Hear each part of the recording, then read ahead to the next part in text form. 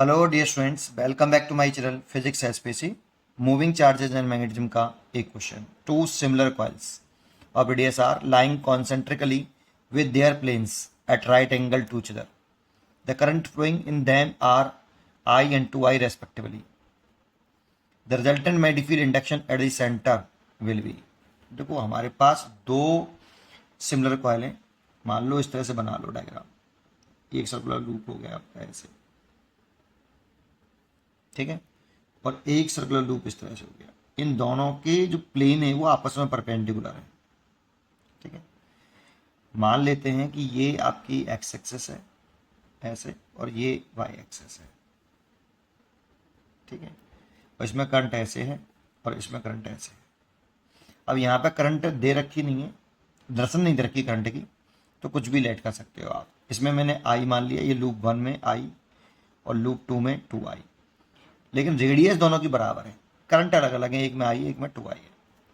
तो देखो ये कौन सा प्लेन हो गया। अब मैंने एक्स और वाई ऐसे बना रखा है, तो ये आपका प्लेन हो गया एक्स जेड प्लेन, ये वाला। तो कोई भी सर्कुलर लूप हो, पहले एक बात समझ लीजिए, कोई भी सर्कुलर लूप हो ऐसे,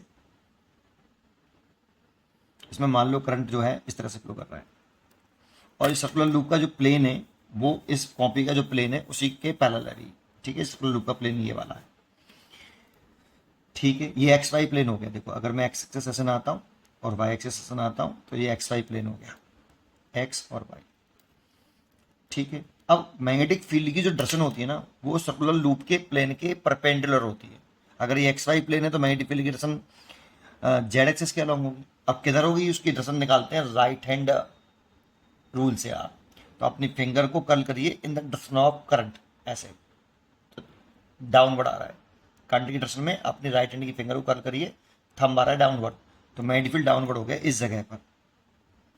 यहाँ पर मैग्नेटिक फील्ड की डायरेक्शन हम बता ही नहीं सकते, बिकॉज यहाँ डायरेक्शन नहीं रखी करंट की, ये तो मैंने लेट कर ली है बेटा, ठीक है। लेकिन होती हमेशा सर्कुलर लूप के प्लेन के परपेंडिकुलर ही होती है।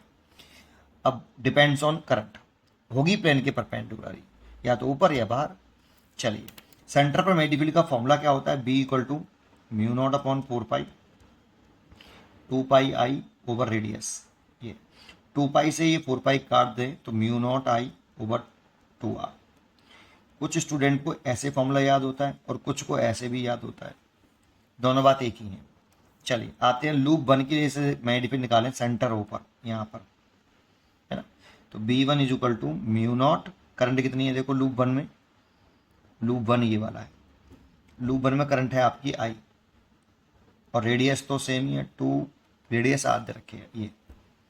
अब इस लूप को मैंने एक्स जेड प्लेन में माना है बेटा, तो इसकी जो डायरेक्शन होगी कुछ जो है इस तरह से होगी, वाई के परपेंडिकुलर ऐसे अलोंग दी वाई, B1 हो गया, ठीक है। सोचो इसमें 3D में है, थोड़ा सा सोचना पड़ेगा, तो ऐसे आएगा।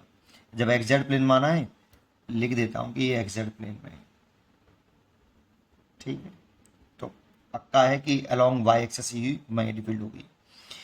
अच्छा, ये मैंने वाई जेड प्लेन में मानी है लूप 2, इसकी कारण नहीं, ये इसकी कारण था, इस वाली कारण था। इस वाली लूप को मैंने वाई जेड प्लेन माना है, तो इसकी दर्शन जो होगी कुछ इस तरह से आ रही है, अलोंग एक्सेस होगी ऐसे B2। तो इस 2 वाली लूप की ऐसे कितना मैग्नेटिक फील्ड होगा, म्यू नॉट, करंट 2i है बेटा इसके अंदर, आई की जगह पे 2i लिखेंगे, और रेडियस तो सेम ही है 2r। अब देखो ये दोनों मैग्नेटिक फील्ड एक दूसरे के परपेंडिकुलर हैं, क्योंकि दोनों के प्लेन परपेंडिकुलर हैं, और मैग्नेटिक फील्ड की डायरेक्शन प्लेन के परपेंडिकुलर होती है आउटवर्ड। प्लेन परपेंडिकुलर तो मैग्नेटिक फील्ड की डायरेक्शन भी परपेंडिकुलर होंगी। तो नेट मैग्नेटिक फील्ड लिखें B net, B1 vector plus B2 vector. ये बिल्कुल ऐसे समझो R vector equal to A vector plus B vector, जैसे जैसे। अब इसका मैग्नीट्यूड लिखते थे तो कैसे लिखते थे, याद है आपको, R इज इक्वल टू दो वेक्टर का एडिशन रूट के अंदर A square plus B square plus के 2AB कॉस थीटा, ऐसे ऐसे लिख लो, B net equal to root के अंदर फर्स्ट वेक्टर के मैग्नीट्यूड का स्क्वायर प्लस सेकंड वेक्टर के मैग्नीट्यूड का स्क्वायर प्लस 2 फर्स्ट वेक्टर का मैग्नीट्यूड सेकंड वेक्टर का मैग्नीट्यूड, और उनके बिटवीन एंगल कितना है 90 डिग्री, कॉस 90 डिग्री, B1 और B2 के बीच में 90 डिग्री। तो ये तो जीरो हो जाएगा कॉस 90 की वजह से। B1 और B2 लिख लेते हैं। तो देखो एक बात बताओ, इसको क्या मैं 2b1 नहीं लिख सकता? इस 2 को छोड़ दें तो म्यू नॉट आई अपॉन 2r, b1 ही तो था आपका, ये रहा, ये b1 था, तो इसे 2b1 लिख लो b2 को रूट के अंदर। ये तो b1 ही है और b2 है 2b1, तो 4b1 का स्क्वायर, तो ये रूट के अंदर 5b1 का स्क्वायर, तो ये b1 रूट 5 और b1 की वैल्यू पुट कर दो, mu nought I over 2r, ये b1 की वैल्यू और रूट 5 और है, तो रूट 5 यहाँ लिख लो। ये आंसर हो गया। तो इसका जो आंसर हो गया C choice correct, root 5 mu nought I over 2r। पढ़ते रहिए और खुश रहिए।